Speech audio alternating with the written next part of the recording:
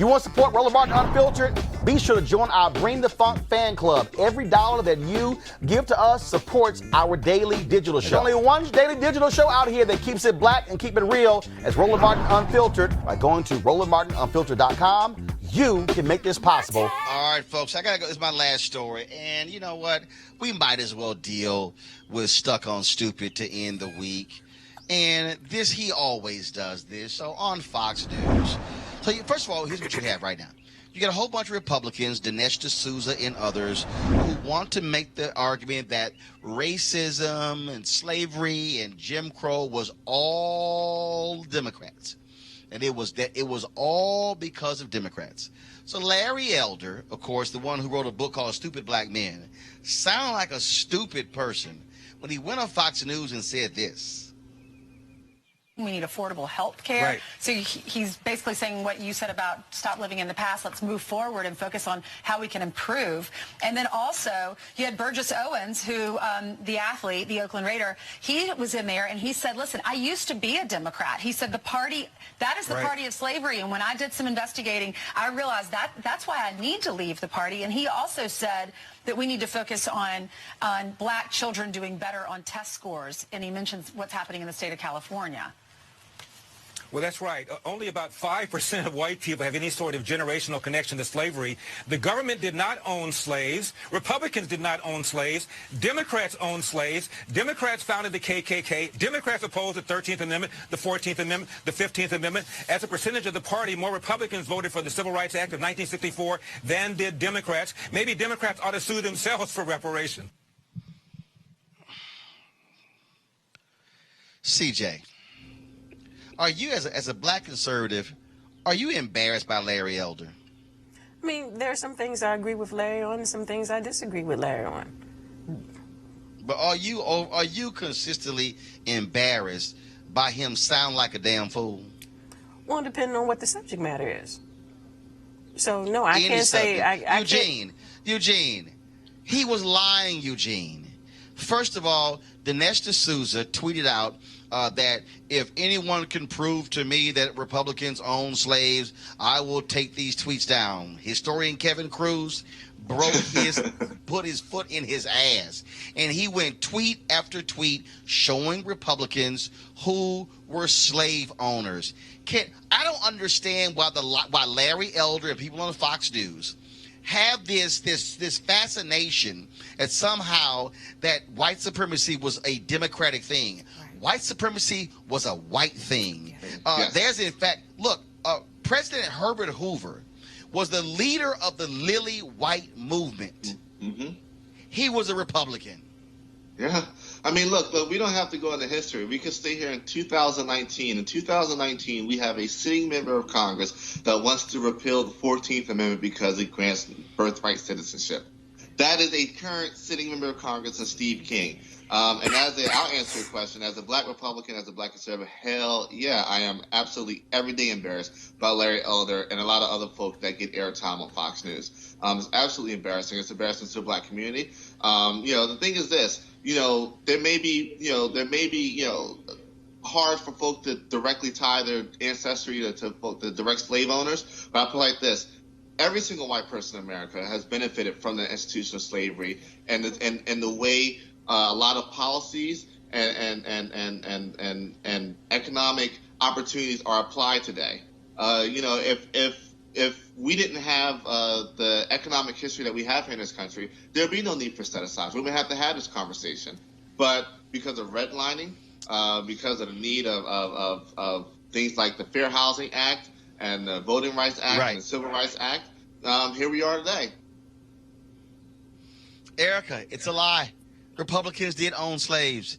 Democrats own slaves. Guess what? There have been racist Democrats, racist Republicans. And what Larry Elder also does not want to own up to, that Southern Dixiecrats align with conservative Republicans to try to stop the Voting Rights Act of 65 and the Civil Rights Act of 64. What Larry Elder also does not want to mention is that it was Republicans who also filibustered the Fair Housing Act. It was a Republican, who was like, we're not moving on this.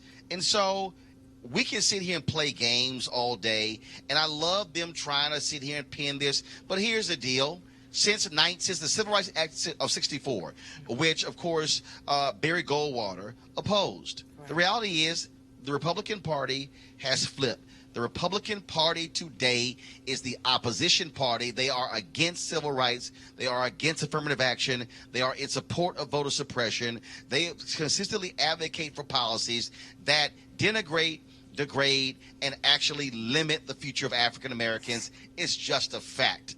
Erica, go ahead. Absolutely, Roland, and you said it perfectly. And we saw this mass exodus of Republicans, starting back in the late 40s and continuing on to the 70s and 80s. As you mentioned, they are Dixiecrats. LBJ said that after signing both of those historical acts that you named, one of which has been gutted back in 2013, that provides voter protections, particularly for black and brown communities, that he knew that he had delivered, he delivered the vote and lost the South to Republicans. So honestly, this is less about party. This is about slave owners who were white women and men. And so that is something that needs to be accounted for. But what is very unfortunate is that we're living in a climate of sound bites, and so that there are people that don't really care about the context or that don't have the historical context to understand that this has never been about party. This has always been about upholding whiteness. Well, what you got is Fox News will never have somebody on the opposite side to actually provide those facts, which are critically important. And so they'll trot out the Burgess Owens of the world. They'll trot out Larry Elder. They'll trot out Candace Owens. They'll trot out all of those people, none of them who seem to have ever actually read a book to understand what the truth is when it comes to policies in this country. And so the operative word in white supremacy is white. Yep.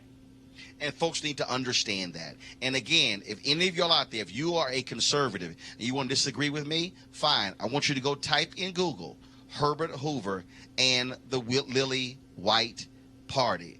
That was a faction of the Republican Party that aligned with the KKK, and they wanted nothing to do with black people. Herbert Hoover was one of the most racist presidents in American history. He was a Republican, and he was followed eventually by a grand racist in Woodrow Wilson, who was a Democrat. You know what that means? Two white men, one Democrat, one Republican, both of them were racist. That is simply our reality. All right, folks, back to our Roland Martin Unfiltered video in just one moment. All right, folks, they're back. MarijuanaStock.org is another great investment opportunity. If you were lucky enough to invest in their last crowdfunding campaign, you know they raised a ton of money in just a few months investing in legal marijuana farms.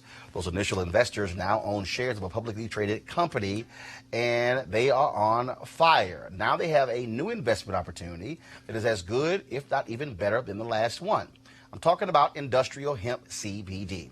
For those who don't know, the hemp plant is the cousin to marijuana with a much higher concentration of CBD, which means hemp CBD gives you all the medical benefits of marijuana without getting you high. Until recently, hemp farming was practically illegal in the U.S.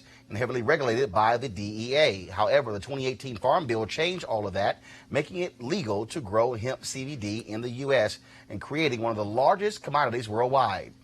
They need land to grow all the plants. Now, this makes for an incredible investment opportunity, and that's where our good friends at 420 Real Estate come in. Their business model is simple. They buy land that supports hemp CBD grow operations and lease it to licensed, high-paying tenants. That's right, they are hemp CBD landlords, and you can get in on the action.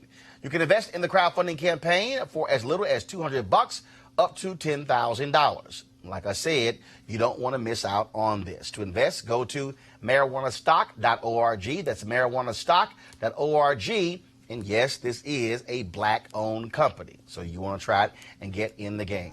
Now back to your Roland Martin Unfiltered video.